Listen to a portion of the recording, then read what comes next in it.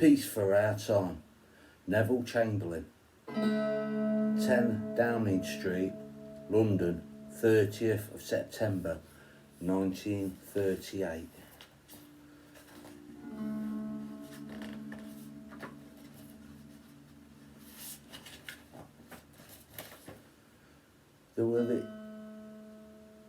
These were the words of Neville Chamberlain, Prime Minister of Great Britain, after returning from discussions with Adolf Hitler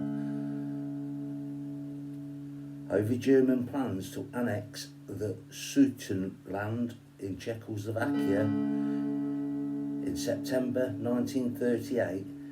Chamberlain believed his agreement with Hitler meant war with Germany would be avoided.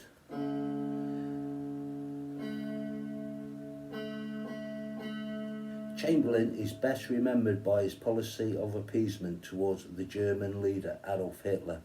Appeasement was adopted partly because of the strong desire of Britain and France to avoid losses as terrible as those in World War I. Chamberlain felt that Europe's problems were the result of over harsh terms imposed on Germany in the Versailles Treaty at the end of World War I.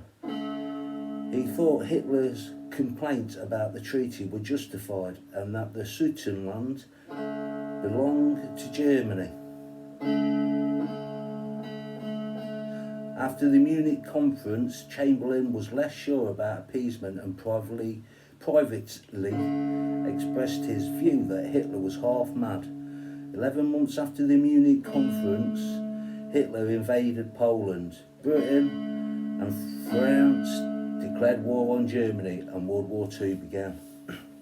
The son of Joseph Chamberlain, a radical statesman, a member of Gladstone's cabinet, Neville Chamberlain came from a good political stock. His half-brother Austin was British Foreign Secretary in 1924 to 1927. Educated at Rugby School at college in Birmingham, Neville managed his father's sickle plantation in the Bahamas.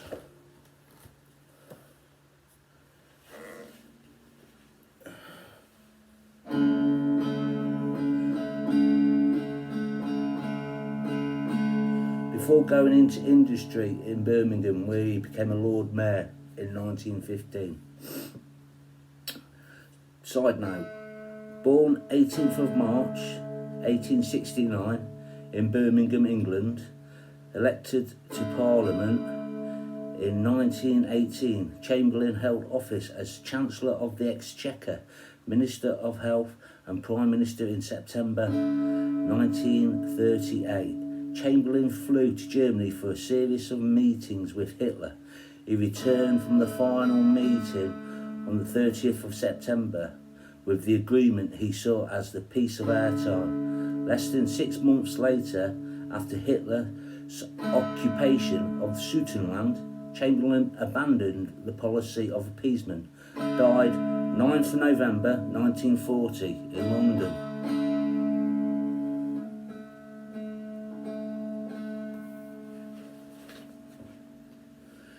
Chamberlain was drawn into politics in 1916, joined George Lord's coalition government as Director General of National Service.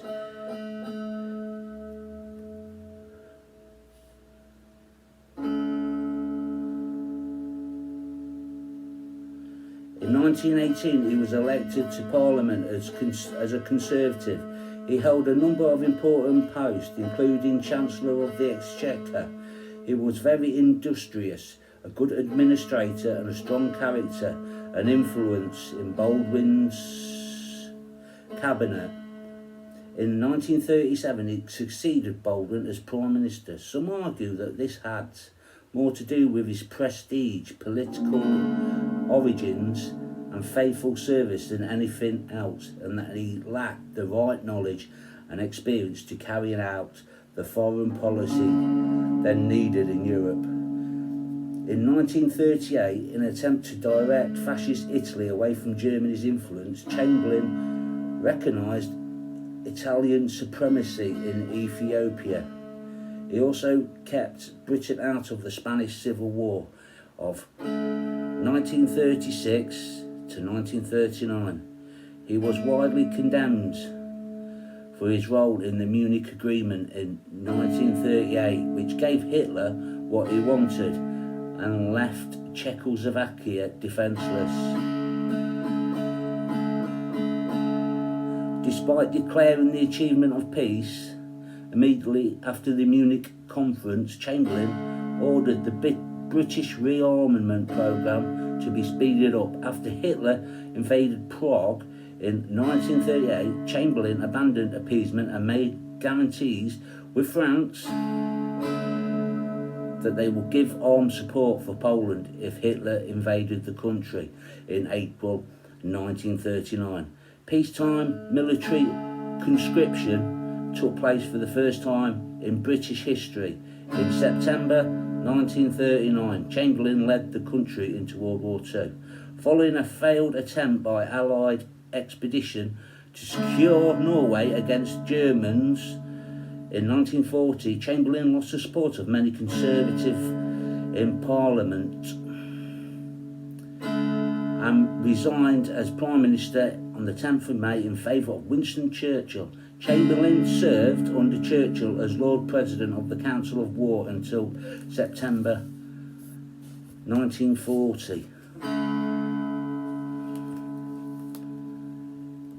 when he became ill and was forced to resign. He died a few weeks later and was buried at Westminster Abbey.